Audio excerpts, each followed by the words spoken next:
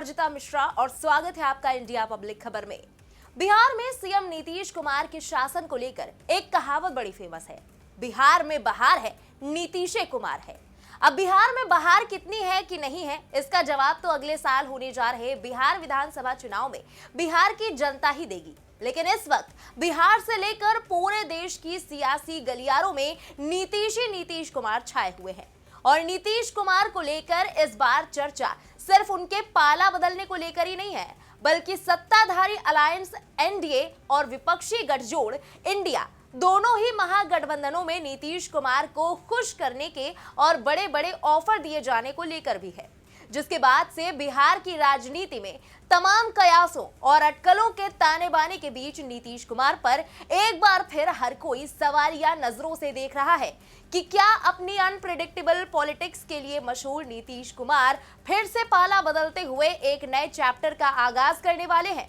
क्योंकि इस बार India alliance की तरफ से आरजेडी चीफ लालू प्रसाद यादव के करीबी नेता ने नीतीश कुमार को लेकर खुल्लम खुल्ला ऑफर देकर सनसनी मचा दी है, तो वहीं बीजेपी ने भी ऐसा तगड़ा दांव चला है जिसको चाहकर भी नीतीश कुमार इग्नोर नहीं कर पा रहे।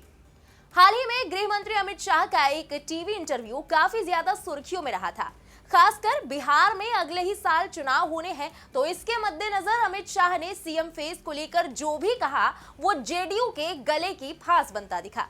क्योंकि जब अमित शाह से इंटरव्यू में सवाल पूछा गया कि क्या 2025 का चुनाव भी नीतीश कुमार के ही चेहरे पर लड़ा जाएगा, तो अमित शाह ने कोई भी क्लियर जवाब ना देते हुए सिर्फ इतना कहा था कि पार्लियामेंट्री बोर्ड में सीएम का चेहरा तय होता है। जिसके बाद ये सवाल उठने लगा था कि क्या बिहार में भी इस बार महाराष्ट्र जैसा ही हाल हो सकता है।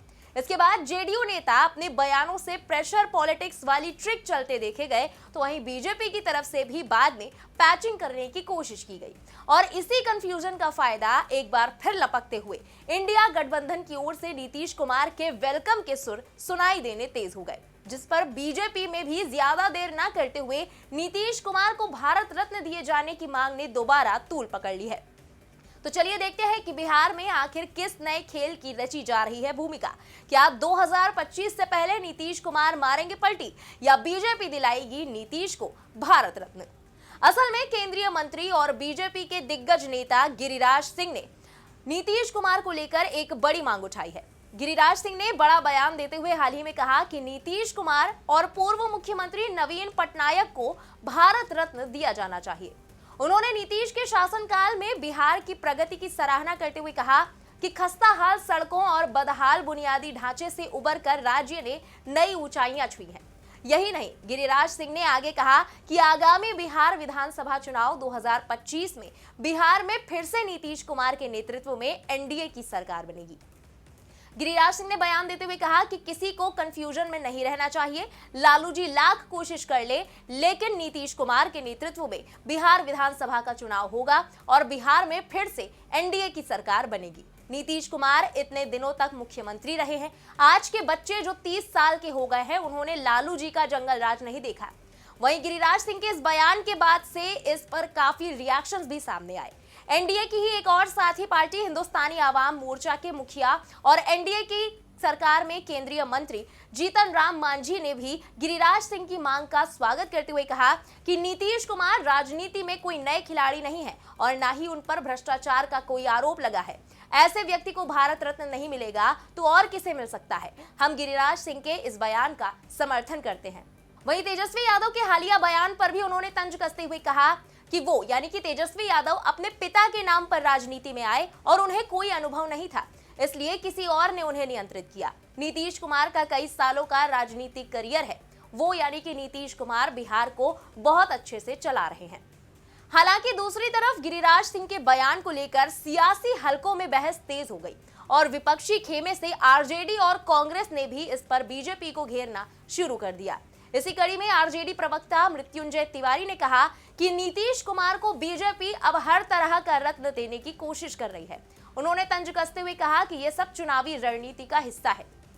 अभी तो बीजेपी नीतीश कुमार को लुभाने के लिए भारत रत्न देने की मांग कर रही है, लेकिन अगर वो उनके साथ आते हैं तो चुनाव के बाद उनका हश्र महाराष्ट्र के शिंदे जी जैसा होगा।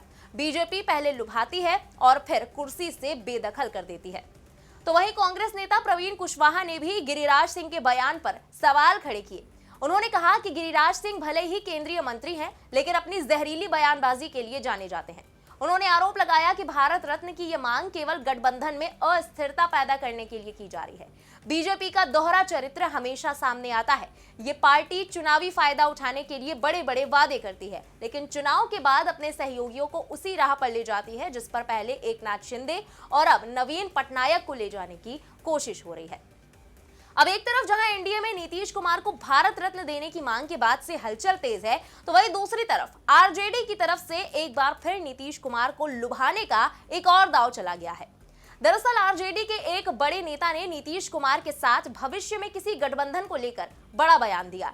लालू प्रसाद यादव के करीबी माने जाने वाले आरजेडी विधायक भाई वीरेंद्र ने कहा कि राजनीति में कुछ भी असंभव नहीं है, सियासत में कोई भी परमानेंट दोस्त और दुश्मन नहीं होता। भाई वीरेंद्र ने आगे कहा कि राजनीति परिस्थिति का खेल है, हो सकता है बिहार में फिर से खेला हो जाए। अगर नीतीश कुमार सांप्रदायिक शक्तियों को छोड़कर आएंगे तो हम स्वागत करेंगे। बड़ी बात यह है कि आरजेडी विधायक का ये बयान ऐसे वक्त पर आया है जब एक तो नीतीश कुमार और बीजेपी के नेताओं के बीच खटपट की खबरों में एनडीए की तरफ से नीतीश को भारत रत्न देने की मांग तेज हो गई है, और दूसरा ये कि अगले साल बिहार में विधानसभा चुनाव होने हैं, जिसके चलते भी विपक्षी महागठबंधन लोकसभा चुनाव से पहले साथ छोड़कर गए नीतीश कुमार को मनाने के लिए सारे तिकड़म आजमाने में लगा हुआ है और आए दिन नीतीश कुमार को वापस लौटने का ऑफर देता रहता है। यहाँ गौर करने वाली बात यह है कि ना तो नीतीश कुमार को इंडिया गठबंधन की तरफ से वापस इंडिया महागठबंधन में शामिल होने के लिए इनवाइट की जाने की कवायदें रही हैं, और ना ही नीतीश कुमार को भारत रत्न दिए जाने की मांग नहीं है। कुछ महीने पहले ही ये मांग एनडीए के एक और अहम घटक दल एलजेपी-आर के चीफ चिराग पासवान की ओर से भी उठाई गई थी। हालांकि पहले नीतीश और चिराग की केमिस्ट्री कुछ खास अच्छी नहीं थी, लेकिन एनडीए की सरकार केंद्र में बनने के बाद चिराग और नीतीश के बीच का डिस्टेंस काफी कम हो गया, जिसके बाद कुछ महीने पहले चिराग पासवान ने नीतीश कुमार को भारत रत्न देने की बात वाले जेडीयू के एक पोस्टर का समर्थन किया था। हुआ यूं था कि कुछ महीने पहले सीएम नीतीश कुमार की अध्यक्षता में जेडीयू पार्टी कार्यालय में राज्य कार्यकारिणी की एक महत्वपूर्ण बैठक से पहले पटना की सड़कों पर सीएम नीतीश कुमार के पोस्टर लगाए गए। पटना में अलग अलग चौक चौराहों पर लगाए गए इन पोस्टर्स में मुख्यमंत्री नीतीश कुमार की बड़ी सी तस्वीर के साथ लिखा हुआ था कि प्रख्यात समाजवादी बिहार के विकास पुरुष माननीय मुख्यमंत्री नीतीश कुमार को भारत रत्न दिया जाए। इसके बाद केंद्रीय मंत्री चिराग पासवान ने जेडीयू के पोस्टर में की गई इस मांग का समर्थन किया था और कहा था कि मुख्यमंत्री नीतीश कुमार को भारत रत्न मिलना चाहिए, जिसके बाद सीएम नीतीश कुमार को भारत रत्न देने की मांग और भी ज्यादा तेज हो गई। चिराग पासवान ने कहा था कि नीतीश कुमार को भारत रत्न देने की बात होनी चाहिए, ये अच्छी बात है। सीएम का राजनीतिक अनुभव बहुत से राजनेताओं से ज्यादा है, उनकी राजनीति से आप सहमत या असहमत जरूर हो सकते हैं, मगर ये बात सत्य है कि वो संघर्ष करके आज इस मुकाम तक पहुंचे और लंबे समय तक भारतीय राजनीति के एक धुरी बने रहे। वहीं गिरिराज सिंह के ताजा बयान के बाद से एक बार फिर नीतीश कुमार को भारत रत्न दिए जाने की मांग तेज हो गई है। लेकिन अब सवाल यह है कि पिछले साल तक तेजस्वी यादव के साथ सरकार चला रहे नीतीश कुमार को पानी पी पी कर कोसने वाले गिरिराज सिंह अचानक उनको भारत रत्न देने की मांग कैसे करने लगे? तो इसके पीछे कई रीजन माने जा रहे हैं। हाल ही में पूर्व डिप्टी सीएम और आरजेडी नेता तेजस्वी यादव ने कहा था कि अब नीतीश कुमार को बीजेपी चला रही है, सीएमओ का पूरा कंट्रोल बीजेपी के हाथ में चला गया है। अब अमित शाह बिहार में सब कुछ देख रहे हैं, दिल्ली में बैठे जेडीयू के कुछ नेता बीजेपी के लिए काम कर रहे हैं। इनके जो 4 नेता हैं जो दिल्ली चले गए हैं, 2 पटना में हैं, ये पूरी तरह से बीजेपी के संपर्क में है और पूरी तरीके से अमित शाह कंट्रोल कर रहे हैं। हालांकि तेजस्वी के बयान पर जेडीयू ने उस वक्त पलटवार किया ही था कि डिप्टी सीएम विजय कुमार सिन्हा की तरफ से दिए गए एक बयान पर घमासान छिड़िया। पटना में प्रदेश बीजेपी कार्यालय में अटल बिहारी वाजपेयी की जयंती के दौरान डिप्टी सीएम ने कार्यकर्ताओं में जोश भरने के लिए अटल जी के सपने को पूरा करने की याद दिला दी। विजय कुमार सिन्हा ने खुले मंच से ऐलान कर दिया कि बिहार में बीजेपी की सरकार जब बनेगी तभी अटल जी का सपना पूरा होगा। उन्होंने कहा कि अभी बिहार में बीजेपी का मिशन पूरा नहीं हुआ है, हमें अपने दम पर बिहार में सरकार बनानी है और यही अटल जी को सच्चे मायने में श्रद्धांजलि होगी। हालांकि चंद घंटे बाद ही डिप्टी सीएम विजय कुमार सिन्हा को बैकफुट पर आना पड़ गया और उन्होंने सफाई देते हुए कहा कि नीतीश कुमार के पास ही बिहार का नेतृत्व रहेगा। 2025 में एनडीए का नेतृत्व नीतीश कुमार ही करेंगे। और दूसरी तरफ आरजेडी विधायक भाई वीरेंद्र सिंह के नीतीश कुमार को गठबंधन में स्वागत करने वाले ऑफर को लेकर भी शायद बीजेपी कहीं ना कहीं इनसिक्योर फील कर रही है कि कहीं तमाम खींचतान के बीच फिर से नीतीश कुमार दगा न दे दे, और इसीलिए बीजेपी बिना कोई रिस्क उठाए भारत रत्न सम्मान देकर नीतीश कुमार को इंपॉर्टेंट फील करवाना चाह रही है।